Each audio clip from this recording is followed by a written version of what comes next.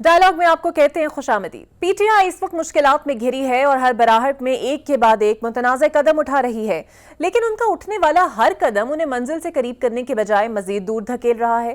پی ٹی آئی نے پہلے انتخابات کو متنازع بنایا اور عدلیہ سے امیدیں وابستہ کی، لیکن 26ویں ترمیم اور اس کے بعد اب ججز کی ہونے والی نئی تقرریاں یہ بتانے کے لیے کافی ہیں کہ انہیں یہاں سے ریلیف ملنا ناممکن نہیں تو مشکل ضرور ہوگا۔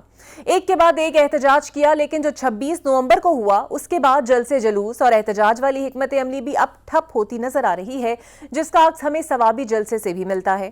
پی ٹی آئی نے بہت پہلے بھی عالمی اداروں کو خطوط لکھے، ٹرمپ سے امیدیں لگائیں، پس پردہ ملاقاتیں کی، لیکن کچھ حاصل نہیں ہوا۔ اب پھر پی ٹی آئی نے دو طرح کے خطوط لکھے، ایک خط تو ڈوزیئر آئی ایم ایف کے پاکستان میں موجود وفد کو بھیجنے کا دعویٰ کیا اور ساتھ میں یہ بتایا کہ بانیے پی ٹی آئی کی ہدایات پر آرمی چیف کو تیسرا خط لکھا گیا ہے اور اس خط کا کل باقاعدہ جواب موصول ہو چکا ہے، جس میں آرمی چیف نے واضح کیا کہ انہیں نہ تو کوئی خط ملا اور اگر کوئی خط ملا تو وہ وزیر اعظم کو بھجوا دیں گے۔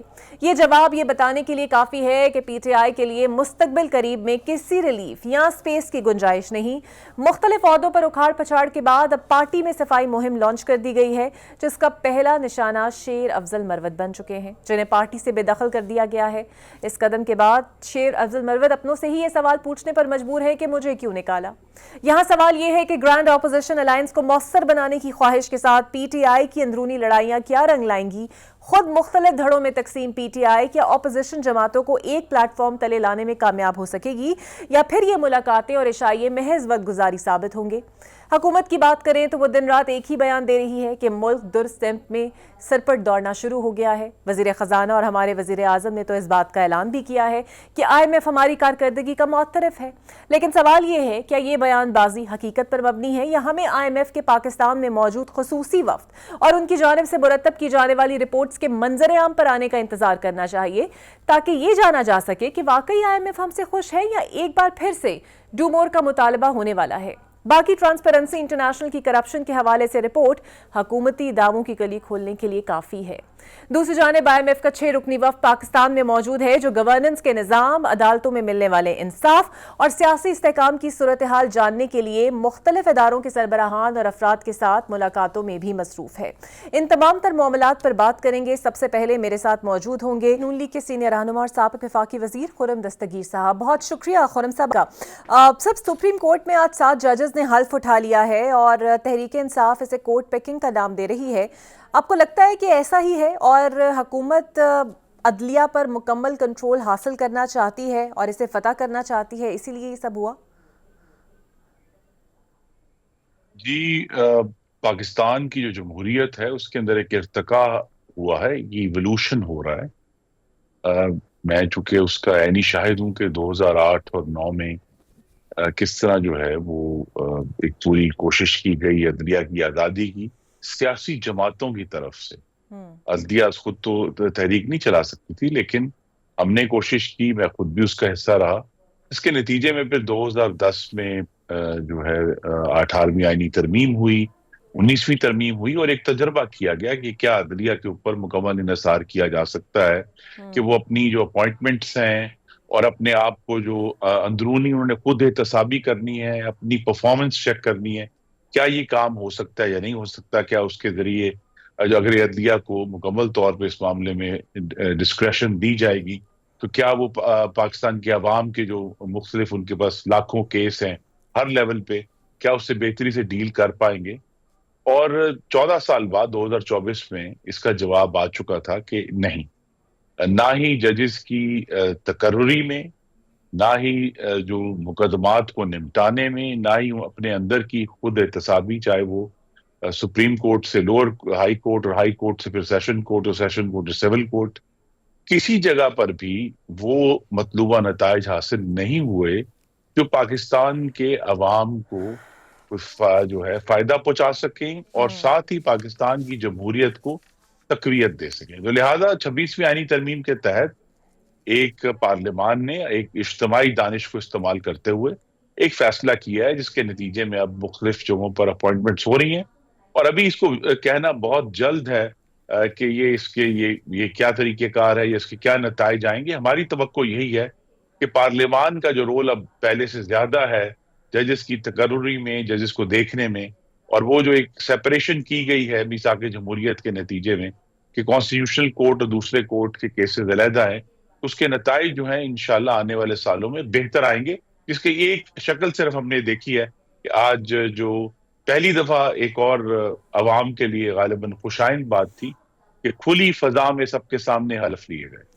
لیکن سر بظاہر دیکھا جائے تو یہ تمام مسائل شروع تو 26ویں ترمیم کے بعد ہی ہوئے نا، کیونکہ اگر اس ترمیم پر فل کورٹ بن جاتا اور اس کی سماعت ہو جاتی تب بھی یہ متضاد ہی ہوگی، کیونکہ حکومت کو اس سے آپ کو کیا لگتا ہے خطرہ کیا تھا؟ کیونکہ اب آپ لوگ اگر نئے ججز لا کے فل کورٹ بنائیں گے تو اعتراض تو پھر بھی ہوں گے، اور کیا متنازع فیصلے عدلیہ کو قبول ہوں گے یا عوام قبول کریں گے؟ جی، 21ویں صدی میں یہ توقع کرنا کہ حکومت کا کوئی بھی فیصلہ جو ہے وہ انکنٹیسٹڈ ہوگا، یہ تو بہت ہی غیر حقیقی طریقے ہو گئے۔ آج کل کا جو 24 گھنٹے کا سوشل میڈیا ہے اور الیکٹرانک میڈیا ہے، اس میں ہر چیز پر اعتراض ہوگا، ہر چیز کو کانٹیسٹ کیا جائے گا، لیکن اصل جو حکومت کے سامنے مقصد رہنا چاہیے وہ یہی ہے کہ کیا جو آئینی ترامیم کی گئی ہیں ان کے تحت صدر مملکت نے درست طور پر اپنے اختیارات کا استعمال کیا ہے، کیا جوڈیشل کمیشن نے درست طور پر اپنے اختیارات کا استعمال کیا ہے، اور پاکستان میں تو جوڈیشل کمیشن جو ہے اس کی وہ بھی ایک بڑی ہم کہہ سکتے ہیں کہ ڈائلیوٹڈ فارم میں ہے۔ امریکہ میں تو براہ راست سینٹ سے اجازت لی جاتی ہے کہ کوئی جج سپریم کورٹ میں بیٹھے گا یا نہیں بیٹھے گا، جی اور وہ پوری مکمل طور پہ منتخب نمائندوں کا ڈسکریشن ہے ججز کی اپوائنٹمنٹ میں یہ۔ لیکن یہاں اب چونکہ ہم جس طرح میں نے کہا ایک ایوولوشن ہو رہا ہے، تو اصل جو اس سارے معاملات کا ٹیسٹ ہے وہ اعتراض کرنے والوں کے اعتراض نہیں ہے، وہ آنے والے مہینوں اور سالوں میں جس طرح جو نتائج آئیں گے کیا اس سے بہتر فیصلے آئیں گے۔ اور ہم نے دیکھا یہ ہے کہ جو خود مختاری پارلیمان نے ہی عدلیہ کو دی، وہ کس طرح جسٹس ثاقب نثار اور ان کے بعد آنے والوں کے دور میں اس کو بہت ابیوز کیا گیا، اس کو غلط طریقے سے استعمال کیا گیا بینچ بنانے میں اور فل کورٹ بنانے یا نہ بنانے میں۔ اور یہ بات اب واضح ہو گئی ہے، میں ایک عوامی نمائندہ ہونے کے نتیجے سے اور ایک لانگ ٹائم پارلیمنٹیرین ہونے کے نتیجے سے یہ کہہ سکتا ہوں کہ پارلیمان کو وقتاً فوقتاً جو عدلیہ ہے اس کے بارے میں قانون سازی کرنی ہوگی، تاکہ ان کو بھی یہ معلوم ہو کہ عوام کے جو منتخب نمائندے ہیں ان کی کارکردگی کو جانچ رہے ہیں، اور جو ان کے ارد گرد رولز ہیں یا تو وہ آج خود اپنے رولز جو ہیں وہ اس قسم کے ڈرافٹ کر لیں کہ ایشوز ریز نہ ہو، لیکن جب ایشوز ریز ہو رہے ہیں، اور ہم نے دیکھا ایک بہت ہی میں یہ کہوں گا افسوسناک خط بازی ہوئی ہے، ججوں کو تو اپنے فیصلوں کے ذریعے بولنا چاہیے، جو ان کے سامنے کیسز آتے ہیں ان کے جو وہ ججمنٹس دیتے ہیں ان کے ذریعے اپنی بات کرنی چاہیے، لیکن اب یہاں جو ہے وہ خط لکھے جا رہے ہیں، جس سے ایک میری نظر میں تو بے سر مقصد تناؤ ہے، اور یہ یہ بھی جو اس وقت تناؤ ہے، ہونا ہے کہ اس کا نتیجہ کیا نکلے گا۔ بالکل صحیح، یہ جو تناؤ ہے، اور آبویسلی یہ خط والی ایپیسوڈ ہم نے دیکھی، اب تو خط کا موسم بھی ہے، کہیں نہ کہیں سے خط آ ہی جاتے ہیں، لیکن رانا ثناء اللہ بھی انتہا دے رہے ہیں، اور ایسی افواہیں بھی ہیں کہ حکومت 2 ججز کے خلاف ریفرنس لانے پر سوچ رہی ہے۔ یہ افواہیں ہیں یا سر واقعی ایسا کچھ ہو سکتا ہے؟ جی، رانا صاحب چونکہ اس وقت حکومت کے اندر موجود ہیں، ان کو بہتر انفارمیشن ہوگی، لیکن میں آپ کو مسلم لیگ نون کی حد تک کہہ سکتا ہوں کہ ہماری یہ کوئی پالیسی نہیں ہے۔ اگر تو ججز کے خلاف اتنے واضح ثبوت اور شواہد موجود ہوں گے تو حکومت ایکٹ کرے گی، لیکن حکومت کے ایکٹ کرنے کی آئی تھنک جو صحیح انڈیکیشن ہے جس کے بعد ہم بات کر پائیں گے کہ یہ معاملہ کابینہ میں جائے گا، وہاں یہ ڈسکشن ہوگی، اس کے بعد ہی کہیں جو ہم آگے بڑھ سکیں گے۔ تو ابھی تک تو صرف غالباً کچھ ڈسکشن ہوئی ہوگی، لیکن اس پر کوئی ٹھوس پیش رفت نہیں ہو رہی۔ بالکل ٹھیک ہے۔ اور سر دوسری جانب ایک طرف معیشت اور پاکستان درست سمت میں گامزن ہے، حکومت اس کو پروپیگیٹ بھی کر رہی ہے، یوم تعمیر و ترقی بھی منایا جاتا ہے، لیکن کرپشن میں بھی ہم ترقی کر رہے ہیں، یہ بھی باتیں آ رہی ہیں۔ تو یہ شہباز حکومت ملک کے ساتھ کرنا کیا چاہ رہی ہے کہ ایک طرف ترقی ہے، دوسری جانب کرپشن میں بھی اضافہ ہو رہا ہے؟ جی نہیں، یہ جو اضافہ ہوا ہے ہم سب کے لیے ایک تشویشناک بات ضرور ہے، لیکن ابھی بھی ہم جو ہیں وہ جو کرپشن کے سب سے بڑے کہتے تھے کہ ہم دشمن ہیں، ان سے زیادہ پاکستان بہتر پوزیشن میں ہے۔ جو تحریک انصاف کا دور تھا، اور بڑے ادب سے کہوں گا پاکستان پیپلز پارٹی کے دور سے بھی بہتر دور ہے، تو کچھ اس میں تنزلی آئی ہے۔ غالباً جو کیئر ٹیکر کیبنٹ کا جو دورانیہ تھا وہ طویل ہونے کی وجہ سے وہ کچھ اس میں کمی ہے، लेकिन अब जबकि एक हुकूमत अब 1 साल से मौजूद है, मेरी तवक्को ये है कि इस करप्शन इंडेक्स में आने वाले सालों में बहुत बेहतरी आई। बिल्कुल सही है। अच्छा सर, पीटीआई के साथ अब बातचीत का क्या स्टेटस है? क्या आपकी तरफ से भी अब भी कोई चांस है, या समझा जाए कि हुकूमत की तरफ से भी दरवाजे बंद हो चुके हैं? जी, हमारे दरवाजे मुस्तकिल खुले हैं, क्योंकि हमने पीटीआई से बात करनी है पाकिस्तान के अवाम को फायदा पहुंचाने के तरीके ढूंढने के लिए।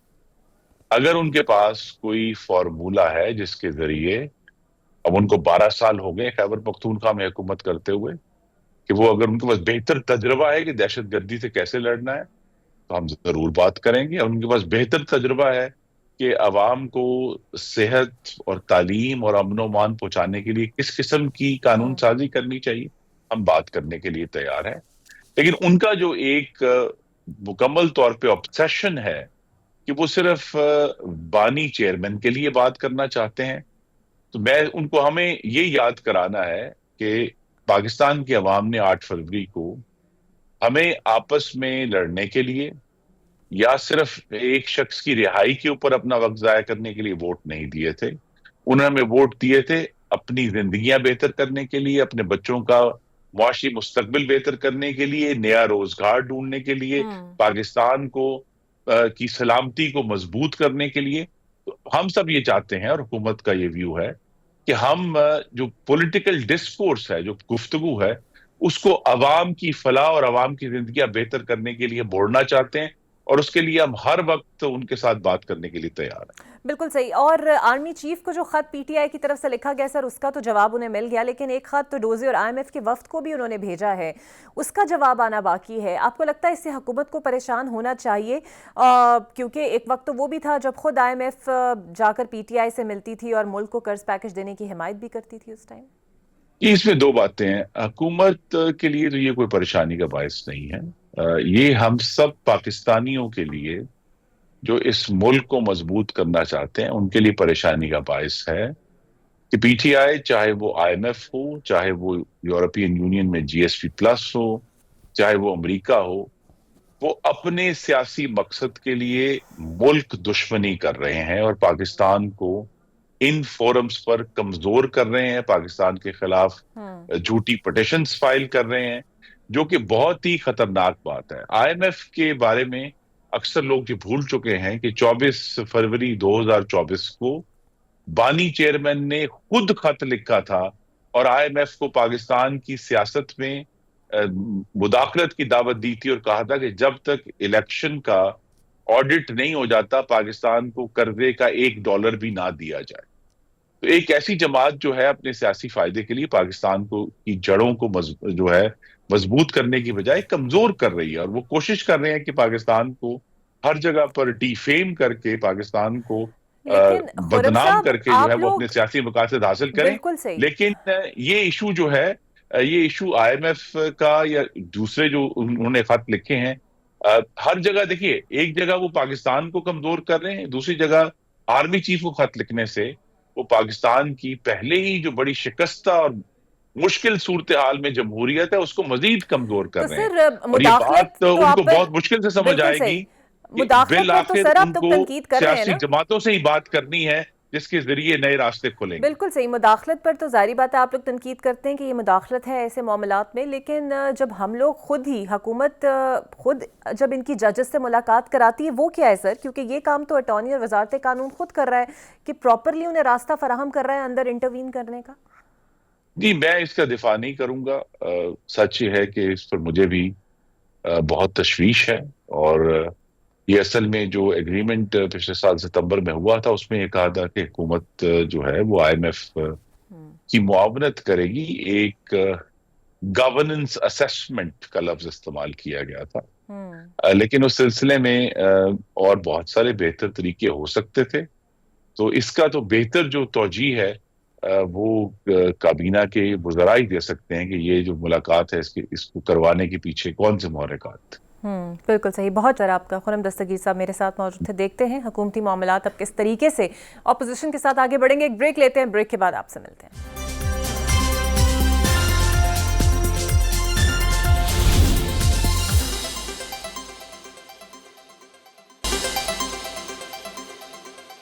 Welcome back. मेरे साथ मौजूद होंगे मेंबर कौमी असम्बली हैं और कानूनदान हैं शेर अफजल मरवत साहब। बहुत शुक्रिया मरवत साहब आपके वक्त का।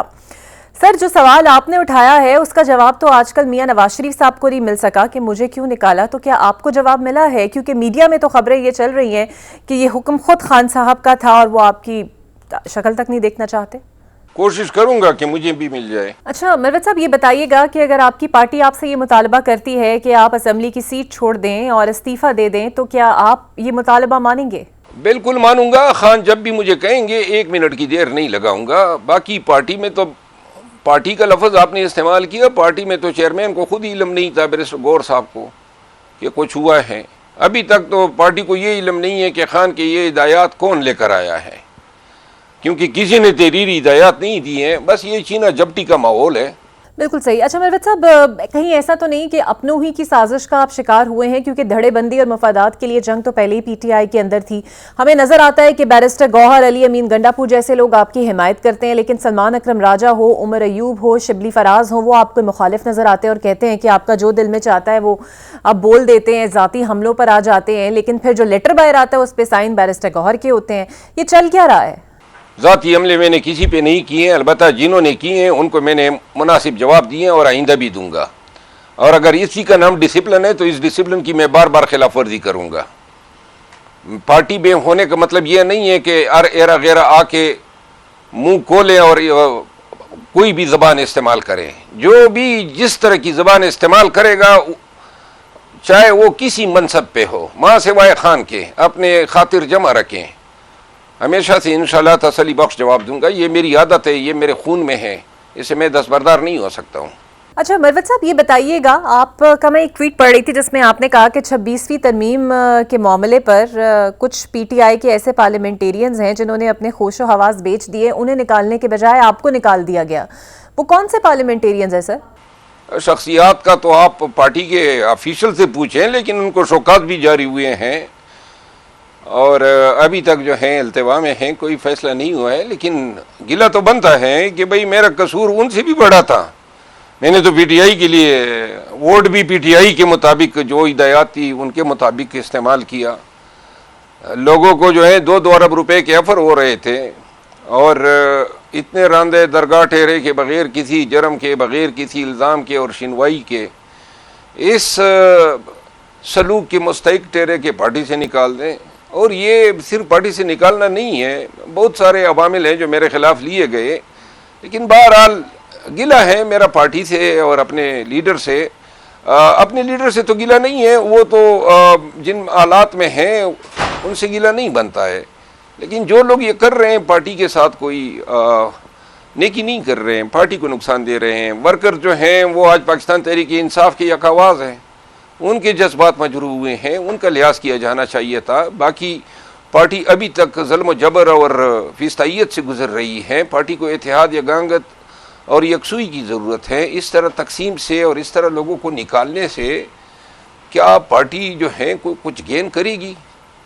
हमें ज़रूरत है कि हमने पाकिस्तान में 26 नवंबर के जो साने हैं उससे रिकवर होना है। जो डर खौफ फैला है उसको ख़त्म करना है, पीटीआई को यकजा करना है, एक मजबूत एहतजाजी तहरीक शुरू करनी है। इन हालात में इसकी कोई जस्टिफिकेशन नहीं है। इस तरह मनमाने और मनपसंद फैसले करवा के पाकिस्तान तहरीक इंसाफ के कास को, खान के कास को नुकसान पहुंचाया जा रहा है। बिल्कुल सही। अच्छा सर, ये बताइएगा कि आज आप असम्बली में हुकूमती अरकान के साथ बाहर आते हुए दिखाई दिए, इसका मतलब लिया जाए कि क्या ऐसा तो नहीं है कि बहुत सौ की तरह आप भी सोच रहे हैं कि मैं साइड बदल लूँ? मीडिया को जो खबरें फीड हो रही है जिन लोगों की तरफ से, वही लोगों का, उन्हीं लोगों का किया धरा है। बानी पीटीआई जो है 550 अयाम से नज़रबंद है, 74 साल लगभग उम्र है उनकी। मखसूस और महदूद लोगों की उन तक रसाई है और वही इन्फ्लुएंस कर रहे हैं। खान साहब की कान में जो है लघु बेबुनियाद बातें डाल के लोगों से खान को बदजन कर रहे हैं। अब ये इंसाफ तो नहीं है ना, जिन लोगों पे इल्ज़ाम है कि और जिन्होंने ट्रेजरी बेंचों पे बैठ के 26वीं आईनी तरमीम में पीटीआई के ख़िलाफ़ वोट दिया, वो तो अभी तक पीटीआई में हैं और मेरा अभी तक इल्म ही नहीं हो रहा है कि निकाला क्यों है। तो लिहाजा इंसाफ भी होना चाहिए। मुझे सुना ही नहीं है, اور یہ پہلی دفعہ تو میں نہیں نکالا گیا ہوں، یہ میرا خیال ہے کہ ہیٹرک ہو گئی ہے گزشتہ 1 سال کے اندر۔ مروت صاحب یہ بتائیے گا کہ آپ کے لیے کہا یہ جاتا ہے پی ٹی آئی کے اندر سے کہ آپ باتیں زیادہ کرتے ہیں، کام کم کرتے ہیں، کیونکہ ایسا پہلے بھی ہوا ہے کہ 24 نومبر کے بعد لانگ مارچ میں بات واضح ہو گئی تھی، آپ نے کہا میں قافلے کو لیڈ کروں گا، کچھ دیر کے لیے آئے، پھر آپ منظر نامے سے غائب ہو گئے۔ آپ پر الزام ہے کہ آپ شامل نہیں رہتے، یہ واقعی سچ ہے یا آپ کو شامل ہونے نہیں دیا جاتا؟ میں نے جو کام کیا ہے وہ پی ٹی آئی میں کسی نے نہیں کیا ہے۔ 9 مئی کے بعد پاکستانیوں کا خوف کس نے دور کیا؟ ملک کے طول و عرض میں جلسے جلوس کنونشن کس نے ہولڈ کیے؟ اور ہم نے اس مشن میں بہت ساری صعوبتیں بھی جھیلی۔ میرا کام 8 فروری تک تھا، 8 فروری کے نتائج نے ثابت کر دیا کہ ہم اپنے مشن میں کامیاب رہے۔ 8 فروری کے فوراً بعد تو انہوں نے مجھے ٹکانے لگا دیا، سائیڈ لائن کر دیا۔ 8 فروری کے بعد میرے پاس کون سی ذمہ داری رہی؟ جب یہ لوگ باہر آ گئے تو ان کا سب سے پہلا بڑا ٹارگٹ میں ہی تھا۔ انہوں نے مجھے 11 اپریل کو، آپ بھول گئے، انہوں نے سب سے پہلے مجھے فوکل پرسن کے منصب سے ہٹوایا، کور کمیٹی سے ہٹایا، پولیٹیکل کمیٹی سے ہٹایا، یہ پبلک اکاؤنٹ کمیٹی کے چیئرمین کے لیے نامزد کیا تھا وہ وڈرا کی۔ میرا بھائی منسٹر تھا کیبنٹ میں، اس کو نکالا، پھر سسپینڈ کی ممبرشپ، پھر ٹرمینیٹ کی، پھر دوبارہ سسپینڈ کی، پھر ٹرمینیٹ کی۔ تو میرے ساتھ تو ڈرامے کیے ہیں۔ پارٹی میں نے کون سی ذمہ داری مجھے دی ہے گزشتہ 1 سال کے اندر؟ کوئی اب بتا سکتی ہیں؟ اور یہ 26 نومبر کو جو تھی وہ ذمہ داری مجھے کسی نے دی تھی؟ مجھے کیا ذمہ داری دی تھی؟ میں تو 26 نومبر کو آیا، اور آنے کے بعد میرے فرشتوں کو علم تھا کہ انہوں نے فائر مارنے ہیں اور لوگوں کو شہید کرنا ہے۔ 2-3 گھنٹے گزارنے کے بعد یہاں یہ چینا چوک پہ گزارنے کے بعد میں سونے کے لیے چلا گیا، رات سے جاگا ہوا تھا۔ جب اٹھا تو پتا چلا کہ یہ قیامت ہی گزر گئی ہے۔ اس میں میرا کوئی قصور بنتا ہے؟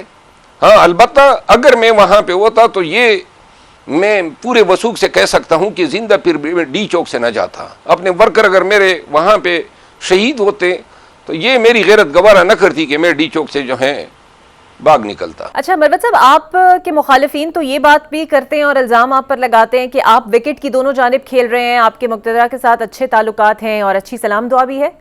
ایسے الزام لگانے والوں پر بھی، اور میں ایسے سوال کو پسند ہی نہیں کرتا ہوں۔ آپ مجھ پہ ایسے لوگوں کی باتیں آپ بتا رہی ہیں، میں آپ کا احترام کرتا ہوں، میں آپ سے صرف سوال کر رہی ہوں، لیکن یہ میرا وعدہ ہے کہ آئندہ آپ کے پروگرام میں نہیں آؤں گا اس طرح کے سوالات کر کے۔ مروت صاحب، سوال کرنا میرا حق ہے بطور صحافی، اور میرے ساتھ پروگرام میں جتنے بھی معزز مہمان ہوتے ہیں ہم ان سے سوال کرتے ہیں، لیکن آپ ہمارے لیے باعث عزت ہیں، آپ کی مرضی ہے اگر آپ پروگرام کا حصہ نہیں بننا چاہتے، لیکن میرے پروگرام میں جتنے بھی سیاستدان آتے ہیں، چاہے وہ حکومت سے ہوں چاہے وہ اپوزیشن ہوں، قابل احترام ہے، اور آپ بھی قابل احترام ہے۔ آپ کی مرضی اگر آپ نہیں آنا چاہتے، لیکن پبلک نیوز کے اور میرے پروگرام کا جو پلیٹ فارم ہے وہ ہمیشہ حاضر ہے، آپ جب بھی آئیں اپنا موقف سامنے رکھیں، لیکن سوال پوچھنا میرا حق ہے، اور سوال کا جواب اگر آپ کو دینا پسند نہیں ہے تو وہ آپ کی مرضی ہے۔ ایک بریک ناظرین لیتے ہیں اور بریک کے بعد مزید پروگرام کو آگے بڑھائیں گے۔ Welcome back. میرے ساتھ موجود ہوں گے سینئر صحافی ہیں، تجزیہ کار ہیں سلیم بخاری صاحب۔ بہت شکریہ بخاری صاحب آپ کے وقت کا۔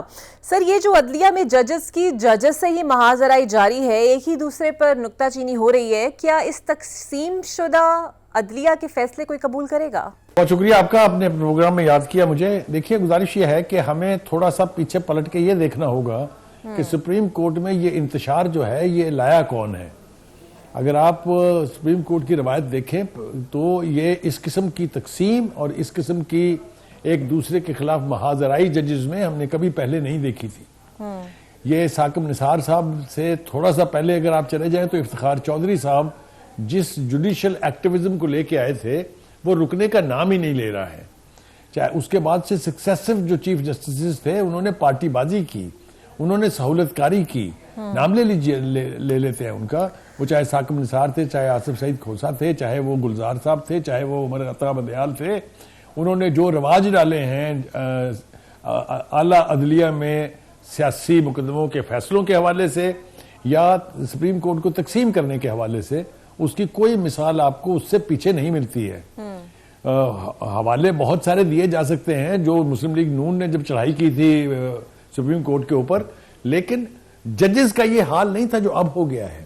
تو ایسی عدالت جو اتنی بری طرح سے تقسیم ہو، جس کو اب کوشش کی گئی ہے 26ویں آئینی ترمیم کے ذریعے کہ وہ جو ایک ڈسکریشن تھی، جو سو موٹو کا اختیار تھا، جو کیسز کو لگانے نہ لگانے کے فیصلے تھے، ان کے اوپر جو قدغن لگایا گیا ہے، اس سے صورتحال بہتر ہونی چاہیے اور ہو جانی چاہیے، لیکن بظاہر وہ اتنی افیکٹو نظر نہیں آتی ہے۔ تو آج کی سپریم کورٹ ہو چاہے ہائی کورٹس ہو، وہ جس بری طرح سے ڈیوائیڈڈ ہیں، اس نے پاکستان کی عدلیہ کا وقار تو تباہ کیا ہی کیا ہے۔ آپ انٹرنیشنل ریٹنگ اٹھا کے دیکھ لیجئے ہم کہاں کھڑے ہیں۔ تو یہ صورتحال ہے جی۔ سر، آئی ایم ایف کے وفد بھی آج کل ملاقاتیں کر رہے ہیں اور ججز تک کی اپوائنٹمنٹ کو انہوں نے ڈسکس کیا ہے۔ آپ کو یہ مداخلت نہیں لگتی؟ کیونکہ حکومت بار بار واضح موقف دینے سے گریزا ہے، لیکن اگر اس طرح عالمی اداروں کی ملاقاتیں یہاں کرائی جائیں تو یہ تو ایک ڈائریکٹ انٹرونشن نہیں ہے۔ دیکھیے، ایک بات کہی جاتی تھی اس حکومت کے حوالے سے کہ یہ غلام ہے آئی ایم ایف کی۔ میرے خیال سے چیف جسٹس سے یہ ملاقات اور اب پاکستان بار کونسل سے ہونے والی ملاقات، اس نے اس تصور کو اور زیادہ سٹرنتھن کیا ہے۔ یہ قسم پرسی تو پاکستان کی کسی حکومت کی کبھی نہیں رہی ہے کہ باہر کے ادارے آ کے یا ڈونر اداروں کے وفود جو ہیں وہ آ کے عدلیہ سے سوال جواب کریں۔ اگر میں آپ کو ایک حوالہ دوں جو کل چیف جسٹس نے ان سے کہا کہ یہ ہمارا اختیار ہے کہ ہم کو آپ کو وہ انفارمیشن دیں یا نہ دیں، تو اس کا مطلب یہ تھا کہ وہ ایسا کچھ پوچھ رہے تھے جو انہیں یا پوچھنا نہیں چاہیے یا ان کے پوچھنے سے پاکستان کی ریاست کی تذلیل ہوگی۔ تو یہ تو جو کچھ دیکھ رہے ہیں ہم، اس نے تو بھرکس نکال دیا ہے۔ اور یہ میں آپ سے عرض کروں کہ عدالتوں کی تضحیک اس میں کم ہے، اس میں حکومت کی تضحیک زیادہ ہے کہ ایک وزٹنگ ڈیلیگیشن آ کے آپ کے چیف جسٹس اور آپ کی جو بار کونسل ہے اس سے ملاقاتیں کرے اور سیاسی سوال پوچھے جو ان کا کام نہیں ہے۔ اور سر، اس کی فیسیلیٹیشن خود وزارت کر رہی ہے۔ جب یہ گالی دی گئی تھی، اگر آپ کو یاد جی سر، اس کی فیسیلیٹیشن ملاقاتوں کی خود وزارت قانون و انصاف کر رہی ہے۔ میں نے تو عرض کیا آپ سے کہ یہ قسم پرسی کی حالت ہم نے پہلے کبھی نہیں دیکھی ہے، اور یہ کہاں لے جائے گی ہمیں۔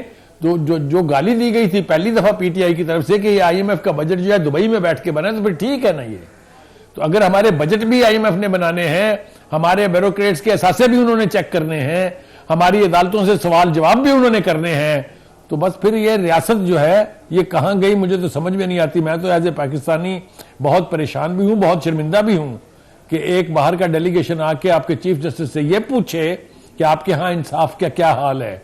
یہ باتیں کبھی ہم نے نہ پہلے سنی ہیں، نہ کسی مضبوط ریاست میں اس قسم کی کوئی گنجائش ہوتی ہے جی۔ سر، اس معاملے کے اوپر آپ کو حیرانگی اس لیے زیادہ نہیں ہوئی کیونکہ شہباز شریف تو کشکول توڑنے کی باتیں کیا کرتے تھے، تو نظر آ رہا ہے کہ شاید وہ بہت کمزور وزیر اعظم ہے جو اس چیز کو روک نہیں پائے؟ دیکھیے، ان کے بارے میں یہ میں اور آپ کہیں تو ایک الگ بات ہے، ان کی پارٹی کے اندر بھی اسی طرح کے تاثرات ہیں ان کے بارے میں کہ وہ ہر وہ کام کریں گے جو اس وقت ان سے اسٹیبلشمنٹ چاہ رہی ہے۔ بہت سارے فیصلوں کا حوالہ دیا جا سکتا ہے یہاں، اور یہ اس قسم کی جو ملاقاتیں اور اس قسم کے جو وفود کا ملنا ہے چیف جسٹس سے یا بار کونسل سے، یہ میرے خیال سے منہ چڑھا رہا ہے ایک ایسے وزیر اعظم کا جو کلیم کرتا ہے کہ میں الیکشن میں منتخب ہو کے میجورٹی کے بلبوتے پر وزیر اعظم بنا ہوں۔ یہ تو ڈکٹیٹوریل رجیم میں بھی نہیں ہوتا تھا، جو بہت محتاج ہوتی تھی غیر ملکی ڈونر اداروں کی یا غیر ملکی جو طاقتیں ہوتی تھی۔ مجھے تو اس بات پہ بہت حیرت ہے کہ کیسے اس کی اجازت دی جا رہی ہے، اور پھر سب سے زیادہ تکلیف دہ بات یہ ہے کہ اس حرکت کو ڈیفینڈ بھی کیا جا رہا ہے، which is really a shameful thing۔ اور ایک ایسا ہی خط اور ڈوزیئر پی ٹی آئی نے بھی آئی ایم ایف کو دیا ہے، آپ کو لگتا ہے اس سے اس کو فائدہ ہوگا اور یا نقصان ہوگا؟ اور یہ کہنا بھی درست ہے کہ اس طرح کے اقدام سے مزید ایک قدم پیچھے اسٹیبلشمنٹ کے ساتھ تعلقات پی ٹی آئی کے چلے جائیں گے؟ دیکھیے، ایک بات تو یہ ہے کہ جو میں نے کہا کہ اس طرح کے وفود بھی کبھی آ کے نہیں ملے ماضی میں، تو اس طرح کسی ایک اپوزیشن نے کبھی غیر ملکی اداروں کو خطوط بھی نہیں لکھے ہیں۔ وہ بھی اتنی ہی شرمناک بات ہے کہ آپ آئی ایم ایف اور ورلڈ بینک کے صدر جو ان کے یعنی ہیڈ آفیسز ہیں ان کے سامنے بیٹھ کے مظاہرہ کر کے یہ کہیں کہ پاکستان کو قرضہ نہ دیں, پاکستان کی پیکج قبول نہ کریں. پھر 2 وزیر خزانہ صوبوں کے اور 1 مرکز کا وزیر خزانہ وہ جاتے جاتے ایک خط لکھ دے IMF کو کہ پاکستان کی پیکج منظور نہ کی جائے. اور ابھی یہ جس لیٹر کی بات آپ کر رہی ہیں, یہ کبھی ہوا ہے؟ آپ نے سنا ہے؟ کوئی تاریخ اٹھا کے دکھائیے مجھے کہ اس طرح کی خطوط بازی ہے. جو خطوط غالب کا سلسلہ شروع ہے اس نے بھی پاکستان کے امیج کو تباہ کیا ہے, اس نے بھی پاکستان کی پالیٹکس کو تباہ کیا ہے, اس نے پاکستان میں موریلٹی کو تباہ کیا ہے. جس قسم کے خطوط لکھے جا رہے ہیں اور جس آبجیکٹو کے لیے لکھے جا رہے ہیں, آپ یہ دیکھیے کہ ایک ایسا ادارہ جو آئینی ادارہ ہے جس نے واضح الفاظ میں کہہ دیا we are not interested to talk to you, we don't want to know you. آپ اس کو 1 2 3 4 خط, چوتھا خط لکھنے جا رہے ہیں, وہ کہہ رہے ہیں ہم اسے پڑھیں گے ہی نہیں. یعنی اتنی تضحیق کے باوجود آپ انہی سے دوا لینے جا رہے ہیں. مجھے تو اس بات پہ بہت حیرت ہوتی ہے. بالکل صحیح سر. دوسری جانب کل الیکشن آفس کی طرف سے جو ٹویٹ سامنے آیا ہے جس میں وہ PTI کو کہتی ہے کہ آپ کے دور میں سب ایک پیج پہ تھے لیکن ہم تب بھی فیسیلیٹیٹر نہیں بنے, اب بھی نہیں بنے. چلیں اس کا کام الیکشن کرانا تھا, صحیح کرائے یا نہیں کرائے, لیکن سر سیاسی محاذرائے میں فریق کیوں بن رہا ہے الیکشن کمیشن؟ دیکھیے الیکشن کمیشن کے اوپر سوال اٹھ رہے ہیں. سلطان راجہ صاحب جو ہیں ان کی پولیٹیکل لیننگ جو ہے اس کو وہ زیر بحث ہے آج کل. ان کو آؤٹ رائٹلی حکومت کو یا کسی بھی ایک پارٹی کو یا ان پارٹیوں کو جو اس وقت حکومت میں ہے ڈیفینڈ کرنا ان کا کام ہی نہیں ہے. وہ اپنے کنڈکٹ کو تو ڈیفینڈ کر سکتے ہیں لیکن حکومت کی فارمیشن, حکومت کا بننا, حکومت کا قائم رہنا یا اپوزیشن کی تضحیق کرنا یا اپوزیشن کے خلاف پارٹی بن جانا, یہ الیکشن کمیشن کا کام کبھی نہیں رہا ہے اور کبھی نہیں ہونا چاہیے. ہم نے ملٹری رجیمز کے دوران الیکشن کو منور ہوتے دیکھا بھی ہے اور ہمارے پاس اس کے ثبوت بھی ہیں. میں یہ ہرگز نہیں کہہ رہا ہوں کہ صرف ریگنگ جو ہے وہ ملٹری رجیمز میں ہوتی ہے, بلکہ ملٹری رجیم کا تو ایک الیکشن اگر میں 1970 کا آپ کو یاد دلاؤں تو اس سے زیادہ شفاف الیکشن تو کبھی ہوا ہی نہیں. لیکن سویلین گورنمنٹ کے بیچ یعنی انٹرم گورنمنٹ کے بیچ اگر انتخابات ہوں اور ان میں ریگنگ کا لیول یہ ہو تو یہ میرے خیال سے ایز اے پاکستانی ہر فرد کی بھی اور ایز اے ریاست اس کی حکومت کی بھی کے لیے بہت شرمندگی کی بات ہے. بالکل صحیح, بہت تضحیق امیز بات ہے. بالکل ٹھیک. اور سر آپ کو لگتا ہے کہ جب حکومت یہ کہتی ہے کہ معیشت درست سمت پر چلی گئی ہے, مہنگائی کم ہو گئی ہے, لیکن اراکین اسمبلی کی تنخواہیں اس جواز پر بڑھا دی جاتی ہیں کہ ان کے اخراجات پورے نہیں ہوتے, تو اگر ان کے نہیں پورے ہوتے تو عام آدمی کے کیسے پورے ہوتے ہوں گے؟ پہلی بات تو یہ ہے کہ میرے لیے یہ بھی بہت شرمناک بات ہے کہ ہمارے ملک کا وزیر اعظم یا وزیر خزانہ ہمیں یہ بتائے کہ قرضے ملیں گے تو جو حکومت کے ملازمین ہیں ان کو تنخواہیں ملیں گی. اس سے زیادہ شرم کی بات کیا ہو سکتی ہے؟ ایک طرف تو یہ صورتحال ہے اور دوسری طرف یہ کہ اپنے اللے تللوں کے لیے وہ چاہے سپریم کورٹ ہو, چاہے اسمبلیاں ہوں, چاہے بیوروکریٹس ہوں, دھڑلے سے وہ اپنی تنخواہوں میں ہوشربا اضافہ کرتے ہیں. اور IMF کی طرف سے ہمیشہ اس قسم کے اضافوں کے اوپر قدغن لگانے کی بات کی گئی ہے, لیکن اس کے باوجود آپ نے دیکھا ابھی ریسنٹلی ججز نے بھی تنخواہیں بڑھا لی, MPs نے بھی بڑھا لی, سینیٹرز نے بھی بڑھا لی اور بیوروکریٹس کی بھی بڑھ گئی ہیں, پینشن جو ہیں اس میں اضافے ہو رہے ہیں. تو جب ایک ملک کی اکانومی اتنی کمزور وکٹ پر ہوگی اور اس پر یہ اس طرح کے اللے تللے اور عیاشی آپ کریں گے, FBR جو ہے وہ 100 پتہ نہیں کتنی گاڑیاں منگا رہا ہے, یہ سب کچھ جو ہے یہ تو کسی سالڈ اکانومی میں یا کسی ایسے ملک میں شاید سجتا ہو جس کی اکانومی سٹیبل ہو, جس کی پالیٹکس سٹیبل ہو. لیکن ہمارے جیسے ملک میں جہاں سب کچھ ایٹ سٹیک ہے وہاں اس قسم کے اللے تللوں کی کوئی گنجائش نہیں. اچھا سلیم بخاری صاحب, آپ ایک بڑے پاپولر اخبار کے روح رہے ہیں اور داغ بیل ڈالنے والے ہیں, تو جہاں پر اخراجات کی بات آئے وہاں پر آپ کے سامنے سے وہ منظر بھی گزرا ہوگا جہاں پر میاں شہباز شریف صاحب پورے فرنٹ پیج پہ نظر آ رہے تھے. پھر آج کل ایک ایڈورٹائزمنٹ کے اندر بھی ان کے بڑے چرچے ہیں. یہ جو عطا تاڑر صاحب اخراجات کرتے ہیں اس کی پوچھ گچھ کہیں نہیں ہے. دیکھیے یہ ایک پرانا مرض ہے جو دوبارہ عود آیا ہے. جو کریڈٹ ہے PTI کا اور جو دینا چاہیے, 2 چیزوں پر قدغن انہوں نے لگائی تھی. ایک اشتہارات کا غلط استعمال اور دوسرا یہ غیر ملکی دوروں میں جو جرنلسٹوں کے بڑے بڑے وفود جاتے تھے. یہ بہت پازیٹیو باتیں تھیں دونوں, اس کو برقرار رکھنا چاہیے تھا. لیکن یہ آہستہ آہستہ پھر ٹوٹتی اور ڈوبتی دکھائی دے رہی ہیں. اگر آپ نے کام کرنا ہے اور کام کر کے صرف اشتہاروں میں زندہ رہنا ہے تو میرے خیال سے یہ زیادہ دیر چلنے والی بات نہیں ہے. یہ اتنا لیوشلی جو ہے اشتہاروں کے اوپر اخراجات, یہ نہ سمجھ میں آنے والی بات ہے. ماضی میں بھی اس کا نقصان ہوا ہے اور اب بھی اس کا نقصان ہوگا. بالکل صحیح. بہت شکریہ آپ کا. سلیم بخاری صاحب سینئر تجزیہ کار میرے ساتھ موجود تھے. دیکھتے ہیں یہ معاملات حکومت کے کہاں تک جاتے ہیں اور عوام کو کتنا مطمئن کر سکتے ہیں. ایک بریک لیتے ہیں, آپ سے بریک کے بعد ملتے ہیں. Welcome back. اور اب میرے ساتھ موجود ہوں گی پاکستان تحریک انصاف کی رہنما شندانہ گلزار صاحبہ. بہت شکریہ شندانہ آپ کے وقت کا. بانی پی ٹی آئی نے آرمی چیف کو 3 خطوط لکھے اور بظاہر تینوں خطوط کا ایک ہی جواب ہے کہ کوئی ہی جواب نہیں ہے. اور پچھلی بار تو پی ٹی آئی کا موقف تھا کہ سیکیورٹی ذرائع کے حوالے سے چلنے والی یہ خبریں ہیں, اس لیے باقاعدہ کوئی جواب نہیں ہے, لیکن اب تو باقاعدہ جواب دے دیا گیا ہے. تو کیا سمجھتی ہے پی ٹی آئی اس کو؟ بہت اچھی. دیکھیے, میں پی ٹی آئی کے لیے تو بات نہیں کر سکتی, میں اپنی ذاتی بات کر سکتی ہوں as a citizen, as an MNA. آپ کو پتہ ہے ہمارے آفیشیل اسپوکس پرسنز شیخ وقاص اکرم ہیں, اور وہ اس کا جو اوپینین ہوتا ہے وہ یوزولی اس پہ حتمی ہوتا ہے. میں تو ایک کامن سینس آپ کو جواب دے سکتی ہوں. نمبر 1, خط لکھنا ایک عمل ہوتا ہے. آپ ہسٹری لکھ رہے ہوتے ہو, آپ فیکٹس بتا رہے ہوتے ہو, آپ ایک ایشو ڈسکس کر رہے ہوتے ہو, ہائی لائٹ کر رہے ہوتے ہو.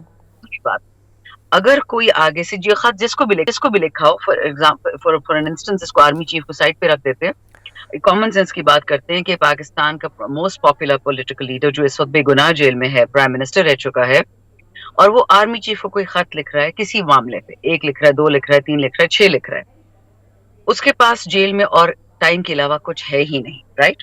اور نون لیگ اور اسپیسیفکلی ملک احمد خان جو پنجاب اسمبلی کے اسپیکر ہیں, وہ یہ کہتے ہیں کہ بانی پی ٹی آئی کا آرمی چیف کو خط لکھنے کا مطلب ہے کہ یہ ترلوں کی آخری حد ہے. تو آپ کو لگتا ہے کہ انہیں سیاست میں گھسیٹنا یا پھر سیاسی معاملات میں لے کر آنا واقعی پی ٹی آئی کی فرسٹریشن ہے؟ معذرت کے ساتھ, جب یہ فارم 47 کی حکومت یہ بات کرتی ہے نا کہ ترلے کرنا, ترلے کون کس کے کر رہا ہے آپ کو مجھ سے زیادہ بہتر پتا ہے. کہ 6 ستمبر کا تو مجھے بھی پتا ہے, اسمبلی صبح 11 بجے سٹارٹ ہونی تھی, شام 8 بجے سٹارٹ ہوئی. بھیکیں مانگی جا رہی تھی عمران خان سے ہر طرف سے کہ پلیز پنجاب میں اب جلسہ مت کرے, وہ مریم کی ٹیریٹری, جیسے مریم کو وہ بھی جہیز میں ملی تھی. آپ کو کیا لگتا ہے کہ چلیں ایک تو آرمی چیف کو خط لکھ دیا, لیکن پھر آئی ایم ایف کو بھی ڈوزیئر دیا, خط لکھا, حالانکہ آئی ایم ایف بڑا کلیئرلی بانی پی ٹی آئی کو بتا چکا تھا کہ we are not going to interfere in internal matters. لیکن آپ کو نہیں لگتا کہ مقتدرہ کو ناراض کرنے کے لیے بار بار پی ٹی آئی کی طرف سے وہی سٹیپس آ رہے ہیں جس سے کچھ زیادہ پرووک ہوگی situation? I think here we have a basic difference of opinion. مقتدرہ is the عوام of پاکستان. کوئی ادارہ اللہ سے بڑا نہیں, کوئی ادارہ پاکستان سے بڑا نہیں, اور کوئی بھی پوزیشن ہولڈر پاکستان کی عوام سے بڑا نہیں ہے, کیونکہ پاکستان کی عوام ٹیکس دیتی ہے. ان پرٹیکولر پاکستان کے جو خطے, جو لوگ, جو ڈپارٹمنٹس, جو ڈویژنز جو بھی ہیں, جو ٹیکس نہیں دیتے, وہ تو پلیز اپنے آپ کو مقتدرہ مت کہیں. Let's be very clear on that. رہی بات خط نیکی کی, جو آئی ایم ایف کو ڈوسیے دیا گیا تھا, دیٹ واز ویری کلیئر. اور شکر الحمدللہ UNDP کے فارمر ہیڈ ریز ریپ جو پاکستان سے گئے تھے, ڈیپوٹی ریز ریپ, آپ ان کا ایک خط دیکھ لیں, آرٹیکل دیکھ لیں. آئی ایم ایف کی اپنی ایک آفیسر ہے, خان کے خط لکھ سے کہیں پہلے اس نے ایک سٹیٹمنٹ کہی تھی کہ مصیبت ہے پاکستان کو پیسے دینے میں کہ ان کی جو اشرافیہ ہے, جو ان کے ڈپارٹمنٹس ہے, جو ان کے ادارے ہیں, یہ سارے پیسے کھا جاتے ہیں, عوام پہ پیسہ نہیں لگتا. ایگزیکٹلی یہی بات ریز ریپ نے کہی تھی UNDP کا, کہ پاکستان میں 19 ایسے طبقے ہیں جو عوام تک پیسہ نہیں پہنچنے دیتے.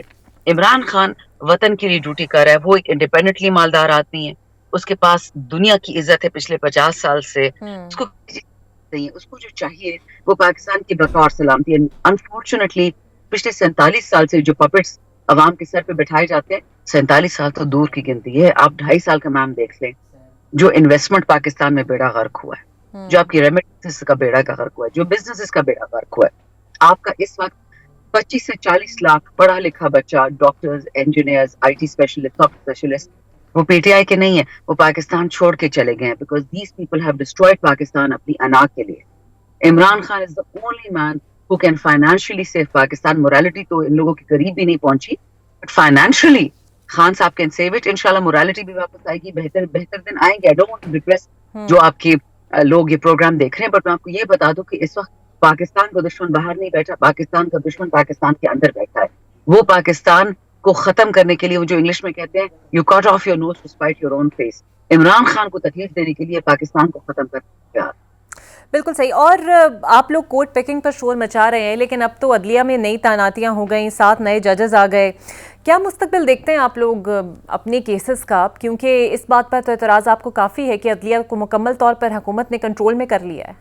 سب سے پہلے تو یہ فارم 47 کی حکومت ہے, दूसरी बात, ये मैं आपको लीगल पॉइंट्स बता रही हूँ, आपका हाउस, पार्लियामेंट, सेनेट दोनों इनकम्प्लीट है. सॉरी, सेनेट में इस वक्त केपी नहीं बैठा हुआ. आई डोंट नो हाउ ये लोग सेनेट चला रहे हैं. सेनेट तो एलिजिडली फेडरेशन की अलामत थी, तो केपी के सेनेटर्स क्यों नहीं आए, उनके इलेक्शन क्यों नहीं हुआ.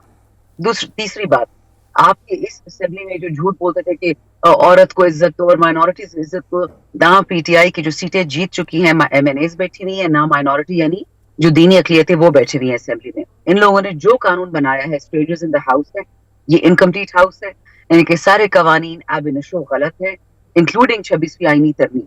सो इस तरमीम के जरिए जिसको नौकरी पे, धंधे पे, ठेके पे डाल दिया गया है, सब इट विल वॉश आउट. लेकिन प्रॉब्लम जिस चीज से हम डरते हैं ना, इंग्लिश में कहते हैं don't throw the baby out of the bath water. हमें ये फिक्र है कि पाकिस्तान को कुछ ना हो. बिल्कुल सही. और आपके मौलाना साहब से बातचीत हो रही है, मौलाना साहब आईनी बेंच के हक में हैं, आप लोग खिलाफ हैं, तो ये साथ चलेगा किस तरह? क्योंकि राना सनाउल्लाह तो बड़े बदमला अंदाज में कहते हैं कि मौलाना हमसे राजी हैं और हम उनसे राजी हैं और हम उन्हें राजी रखेंगे भी. मौलाना साहब पीडीएम के हेड रह चुके हैं, ठीक है, मौलाना साहब वही करेंगे उनके लिए ठीक होगा. वो पाकिस्तान का या पीटीआई का सोचेंगे भी तो 3 दफा उसको पलटेंगे, आगे पीछे देखेंगे. We are very clear, PTI जो हमारे साथ चलेगा चलेगा, जो नहीं चलेगा उनकी अपनी पार्टी की पॉलिसी होगी. बिसाइड्स, मैंने उस दिन भी ये बात कही थी, इस वक्त अल्हम्दुलिल्लाह हमारे पास पाकिस्तान की 3 सबसे बड़ी सियासी कुव्वतें हैं नंबर गेम में. मौलाना फजल रहमान की पार्टी से केपी तक ना, वो भी मदरसों तक उनके, अगर चकजई साहब, अगर साहबजादा हामिद रजा, अगर अलामा राजा नासिर अब्बास अपने लोगों को पोलिटिसाइज करके निकालें तो पाकिस्तान में कदम रखने की जगह नहीं होगी. तो रही बात मौलाना साहब की, उनका अपना मौकफ है, लेकिन आई कैन टेल यू मौलाना साहब की पार्टी में ऐसे लोग हैं जो एग्जैक्टली इमरान खान का मौकफ रखते हैं. So let's see what happens. बिल्कुल सही. बहुत शुक्रिया चंदाना आपके वक्त का. देखते हैं कि पीटीआई की बहाजराई की पॉलिसी कब तक चलती है, या वाकई इनके जो फॉलोअर्स हैं उन्हें कुछ ना कुछ ऐसी राह दिखाई जाएगी जिस पर वाकई उन्हें हकीकी इंसाफ मिल सके. मुझे दीजिए इजाजत. अल्लाह हाफिज.